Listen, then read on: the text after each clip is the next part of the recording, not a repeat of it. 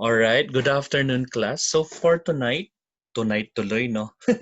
Kasi hanggang gabi naman tayo. So for tonight, we're going to have the rudiments of music. So last time or last week, I advise you to recall how to read notes on the stuff. So I hope you did your part. So let's try to do our rudiments of music. So let's start.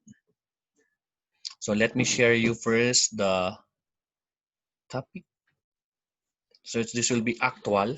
Can you see the slide, guys, or the screen? It Yes, says, sir. all right. So again, good afternoon. So as you can see, we're talking about rudiments of music. These are the factors that you need to understand to know how to read notes and how to apply different musical terms and symbols. So you should know how to familiarize with the musical, in short, the symbols as well as the terms. Okay? Can you see me, guys? Nakikita nyo ba ako? No, sir. So, ang nakikita nyo lang is one, no? Anyway, let's just proceed. Okay. So, if you're talking about rudiments of music, we're talking about different symbols that we usually use to understand what is music. So, in our topic, rudiments of music, first, we have here lines. Oh, for example, ganito guys. You can see first line, second line, third line, fourth line, fifth line. Let me zoom. Para zoom in natin. Sige pa. Another one. Oops. Ayan, okay. So we have the first line, second line, third line, fourth line, fifth line. So those are the lines for, how do you call those lines? Known as the staff. S-T-A-F-F. S-T-A-F-F. If we're talking about 5 lines and 4 equal spaces, space 1, second space, third space, fourth space. So I repeat, we have first space, second space, third space, and fourth space. Clear? So again, so those are combination of 5 equal lines and as well as 4 spaces. So if you're talking about staff, this is combination of 5 lines and 4 spaces. Kumbaga, if you're holding your hand with your fingers, your first little finger is the first line, your ring finger is your second line, and then your middle finger is your third line, your pointing finger is your fourth line, and your thumb is your fifth line. So if you try to imagine, your 5 fingers will be considered as your lines for first line, second line, third line, fourth line, fifth line. So in between those lines, there are first space, second space, third space, fourth space, and then we have above the staff. If we're talking about staff, S-T-A-F-F, this is only one staff, meaning 1, 5 line, and 4 spaces. Okay? So that's the term staff. But if you're talking about how do you call this? Oh wait. Let me share to you the 13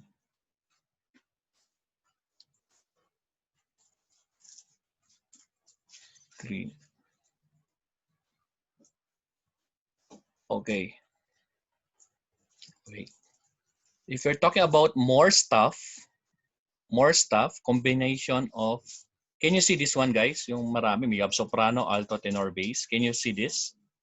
Yes, sir. Yes, sir. Good, good. Let's go back. So if we're talking about only single staff, it is S-T-A-F-F. S-T-A-F-F, so staff. So if we're talking about staff, it's only one staff. If we're talking about two or more, or singular is staff, and plural is stubs. How do you spell? S-T-A-V-E-S. Parang staves or stubs. S-T-A-V-E-S. Staves or stubs. If it is for plural. For singular, isang stuff lang, it is stuff. If it is more stuff, it is stubs.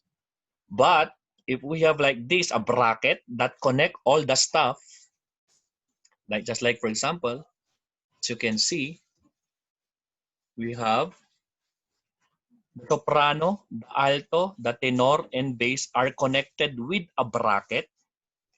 Yan. Meaning, the soprano, the alto, tenor will be singing at the same time. All of them will be playing or singing their different pitches. So if you do that with a bracket, you will call that as a grand staff. Clear? If it is single, it is staff. If it is plural, it is stubs. If it is connected with a bracket just like this, or like this, a piano, with a bracket combination of many stubs, meaning it is called as grand staff, great staff, or piano staff. Is that clear? So we are just talking about the rudiment of staff. So again, if it is singular, it is staff, S-T-A-F-F. If it is plural, S-T-A-V-E-S, staves or stubs. If it is connected with a bracket, meaning all of them will be, kunwari, Maria, Anna, Martin, David will be singing together because they will be performing at the same time with a bracket known as grand staff. Clear? So that's the difference of the different staff. So first we have the staff, followed by stubs, and last we have the grand staff, or sometimes they call it the great staff, or the last term will be used as the piano staff, which is like this, piano staff. All right. Next, to understand. So we are already there for the staff. If we divide the staff to different using this one. Put up tayo. Okay. If you can see this one, the staff is divided with a bar line. These bar lines divide the staff to produce what? To produce measure. So for this one, for example, the counting is 4. 1, 2, 3, 4. Then you jump. 1, 2, 3, 4. And then you jump on the next measure. 1, 2, 3, 4. Meaning the bar line, this is the bar line, a bar, B-A-R, bar line, divides the stuff to produce a measure. Is that clear? So again, the bar line, this single bar line, divides the stuff, which is this, the whole stuff, to produce measure. So we have measure 1, we have measure 2, measure 3, measure 4, measure 5, and so on. So the main purpose of the bar line is to divide the stuff to produce measure. So that's the main function of the single bar line, or just call it bar line. Next, we also have, for example, like this. We have a term, gamitan natin ng another term here. Wait, I don't see this. Wait. Okay, like this. For example, we use wait, dito na lang.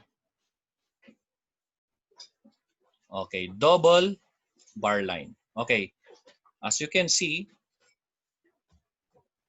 we have double bar line. Double bar line meaning it is the end. It's the ending of a certain segment or sequence. Let's, for example, we have ending of your intro, ending of your verse, ending of your refrain, ending of your entire piece. So in short, if you're talking about bar lines, which only divides the stuff into measure, while the double bar line, it indicates the end of a certain stanza, intro, refrain, meaning it's the divider of the structure of your song. Just for example, kuwan natin, no? Wait. Okay. Example, you have 1, 2, 3, 1 measure, 2, 3, 4, 5, 6, 7. So you have 7 measures for your intro. And then you have the following 1, 2, and so on. Hanggang sa dumami pa yan. Or lagyan natin ng isa pang kwan. Para to understand more, lagyan pa natin dito na lang. Okay, we put it here. And zoom. Okay, so you have first 1, 2, 3, 4 intro. And then you put a double bar line to divide the intro and the verse 1. So for your verse 1, for example, is 1, 2, 3 measures. So your intro is 4 measures, 1, 2, 3, 4. Your verse will be 1, 2, 3 measures. That's only an example. And then just in case you want to end the piece, meaning it's already the end of the whole song, you can put a strong, solid double bar line or the finale. Pwede yan. Yan o. Mas solid. So if you want to, yan. So again, the difference of a double bar line is dividing the segment or the verse as well as the intro. So I identify where is intro, where is your intro, your chorus, while the solid double bar line indicates the end of your song. That's the total end. Kumbaga, that's the end. Kaya may solid dyan. The last part dito. So again, I repeat, we have the staff is divided into a bar, is divided by the bar line to produce measure. So yan yon. So to create measure, of course, you need a bar line so that you can have measures. And then if you want to divide the intro as well as the verses, chorus, or refrain, you use double bar line. And then if you want to end the song, you use a solid double bar line. So I hope that is clear to you guys. Simple rudiments of the stuff. And then else, we have here to consider, of course, the clef symbol. This is the clef symbol. For the clef symbol, this is the G clef or treble clef. If we're talking about treble, meaning high pitches. Treble, meaning high sounds, high tones, high pitches. So for example, high pitches like the soprano singers as well as the alto singers. They use the treble clef or known as the G clef. Why G clef? Because it starts at the G line. So where is the G line? Yan. So yan yung tinatawag na G line. Ito, nasa second line. First line, second line. That's the G line. So it starts at the G line and then goes here and then goes up and then it goes down and then last curve, ending. That is known as the treble clef or G clef. Known as your, why is it G clef? Because it starts at the G line. While the other one we have here, the bass clef. Why bass clef? Because it starts at the F line. Ito naman ang F line. Oops, wait, sorry. That's one. So that's the note for F line. So F line, then yan. So there are certain ways how to read notes on the staff. Okay, let's try. So we have here for your, because this is your G line, this is your E line, and this will be your B line, and this will be your D line, dog line, or D, and we have the F line. So we have 1, 2, 3, 4, 5. So first, again, you have E, E, G line. So that's your eagle. Your first line is eagle, followed by G line, followed by B line, followed by D line, and F line. So how is it? Bakit ganyan, sir? So if this is your basis, punta tayo dito sa guys sa basic natin. If this is your G line, G, F, space, eagle, D. Ayan. And then of course, yan. So below the stuff na yan. So there are also notes, guys. By the way, there are notes that are also written on below or above the stuff. So if you can see, there are short lines. Nakikita niyo mga short line na yan, guys. You have first short line, ledger line ang tawag dyan. Ledger line, L-E-D-G-E-R, ledger line. So if we're talking about high notes, above the stop, you can create notes here. So mataas. Yan. As well as goes up. Yan. So those are lines. Then of course, we change this to a half note para makita natin. Let's try to change it with a, yan. Alright. So, i-zoom lang natin for you to see. Tanggalin lang natin to. Wait. Move this. Okay. So again, we have here your E line. Because this is G line. Second line is your G. B line. D line. And you have F line. While for the space, you have the F space, A space. The second space is letter A. And then you have the C space, letter C. And then you have letter eagle, E. So again, F, A, C, and eagle.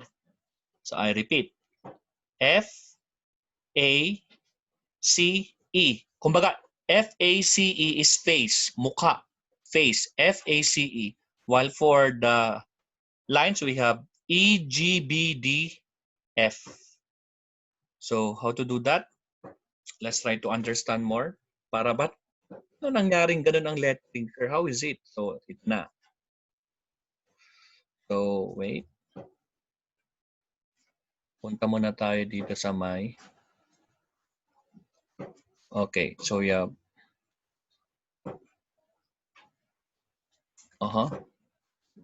Wait.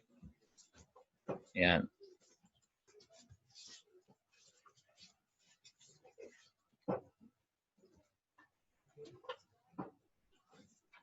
Okay. Oops. Okay, let's zoom in.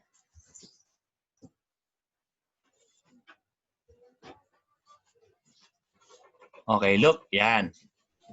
So you have short lines are known again as the ledger lines. Those are extended lines above or below the stop because you cannot create a 6-line. Meaning you only create a short line known as the ledger lines. Those short ledger lines will produce high or low notes. So here we have first ledger line. So that is do, or you have C, or 1. So if you're talking about letter C, those are the pitch names. For your pitch names, A, B, C, D, E, F, G. There is no letter H. And if you're talking about letters, I call this numbers, we have 1, 2, 3, 4, 5, 6, 7. Because 8 is also known as 1. So 1, 2, 3, 4, 5, 6, 7, 1. Or 1, 2, 3, 4, 5, 6, 7, 8. Or 1. Parang ganon. Then we also have the sofa syllable. We have do, re, mi, fa, sol, la, ti, do. Going up, re, mi, fa, sol. And then one ledger line, la. One ledger line above the stop is la. So if you're reading on a G line, or we have the G clef, it starts in a G line. That's why G line, no? We have here G line, second line, G, F, E, D, C. So C is 1 or do, or C, do, or 1. So the name of this note is do, C, or 1. And the name of this is re, 2, or letter D. Kasi C, D, E, F, G, A, B, C. Ikot-ikot na lang siya, guys. Ikot na lang siya. And then we have 1, 2, 3, 4, 5, 6, 7, 8, or 1 again. Because higher is 8 or lower note is 1 is the same. But they have the same sound. It only differs with the pitch. Kumbaga parang kwan siya. High sound and low sound. But the same note. So again, we have do, re, mi, fa, sol, la, ti, do. Do, re, mi, fa, sol. Sol or G line. It starts with the treble clef. Kaya tinawag na G line. Then if you go down, dito naman sa baba, so one ledger line. So ito yon. This is also do actually, guys. Kasi one ledger line above this clef symbol known as your bass clef because it starts with the F line. So dito siya. Wait. Bigyan natin siya ng yan. F, this note. Okay, F. Start at the F line. F line. So F, G, the next note is going up.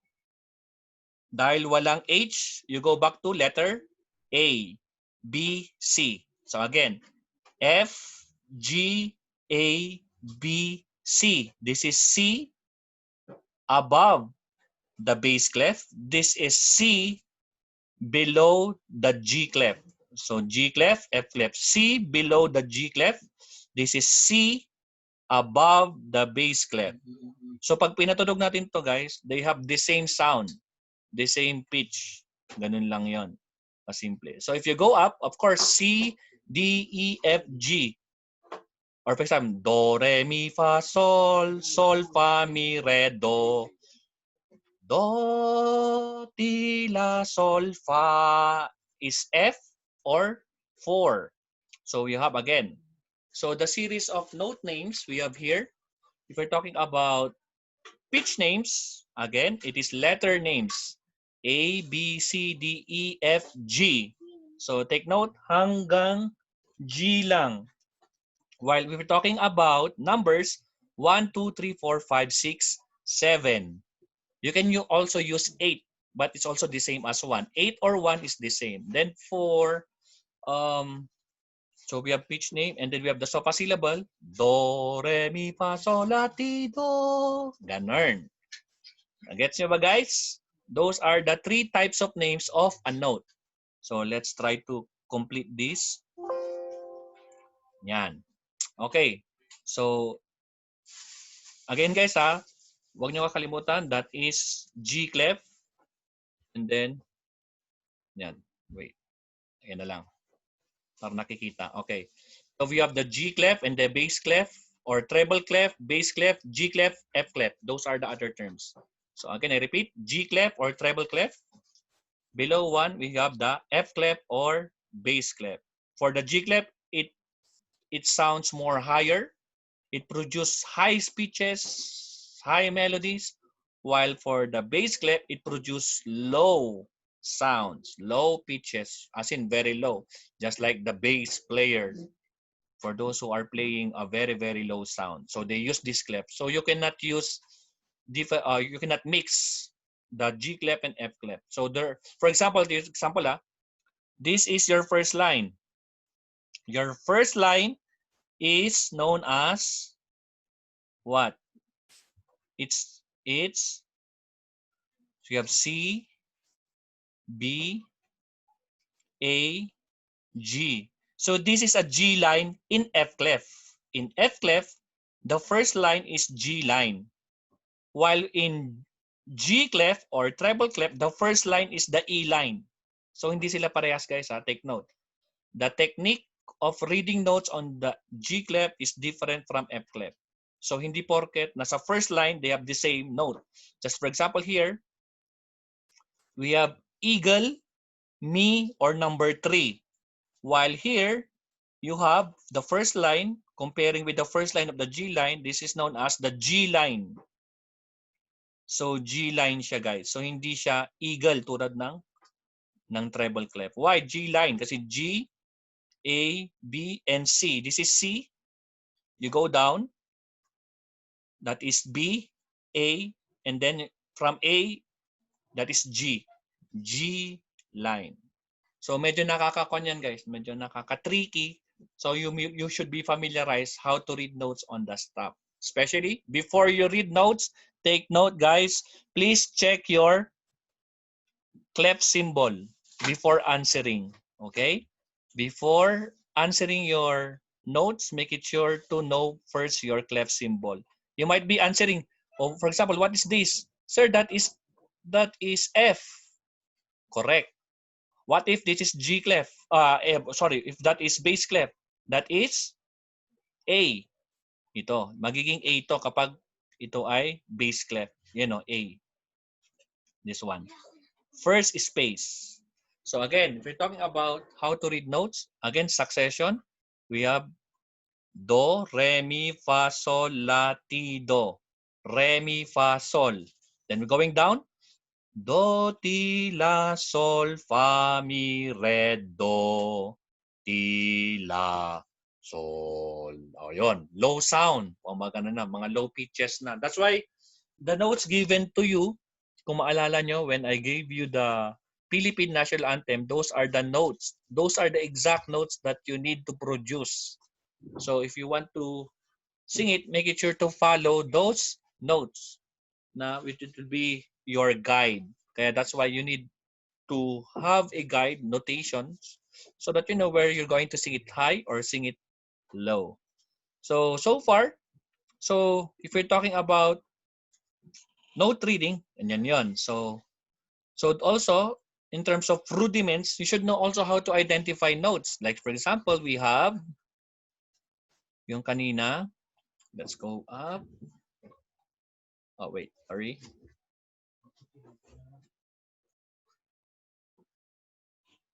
Okay. You have here whole note of the same pitches. Whole note followed by half note, followed by quarter notes. Ganyan, followed by 8 notes. Yan.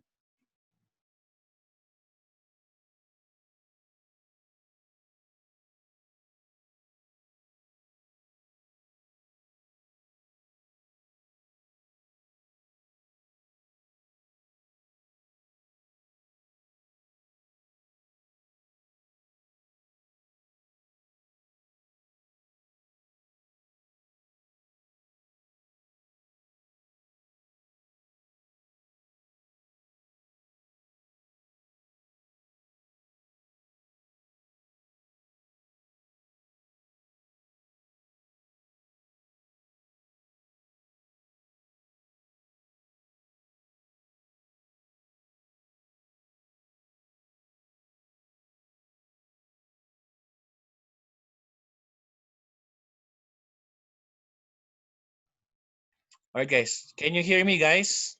Can you hear me? Yes, Yes, sir. sir. Can you see the music Yes, note sir. values chart? Yes, sir. Can you see this music note values chart? Yes, Yes, sir. sir. Okay, perfect. So let's proceed. So you can see here whole note. If you divide the whole note, it produces 2 half notes. Half note plus half note is equal to whole note. For example, your whole note is 4 beats. Therefore, your half note should be 2 plus 2 is equal to 4 beats. And then if you divide the whole note, you will produce quarter note. So you divide the whole note. Quarter note is equal to half note. So for you to have the same value of whole note using quarter notes, you need 4 quarter notes to produce 1 whole note. Yan. So how many quarter notes are there in 1 whole note? 1, 2, 3, 4. There are 4 quarter notes in 1 whole note. There are 2 quarter notes in 1 half note. There are 2 half notes in 1 whole note. Kumbaga pyramid style lang yan, guys. So we have whole note, half note, quarter, 8th note, then followed by the 16th note.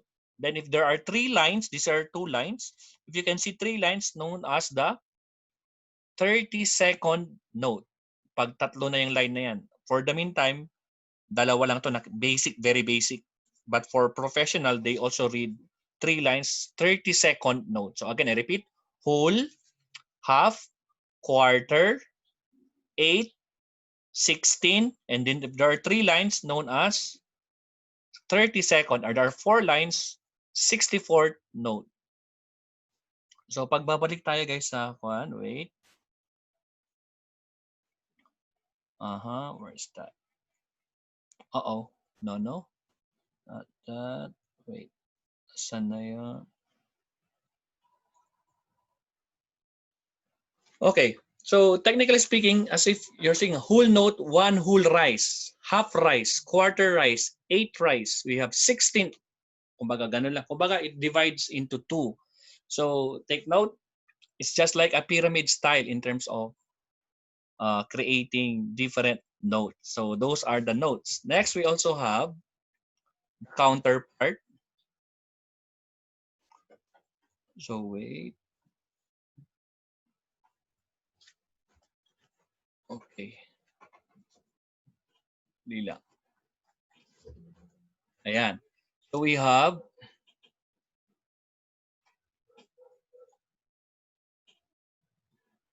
whole res,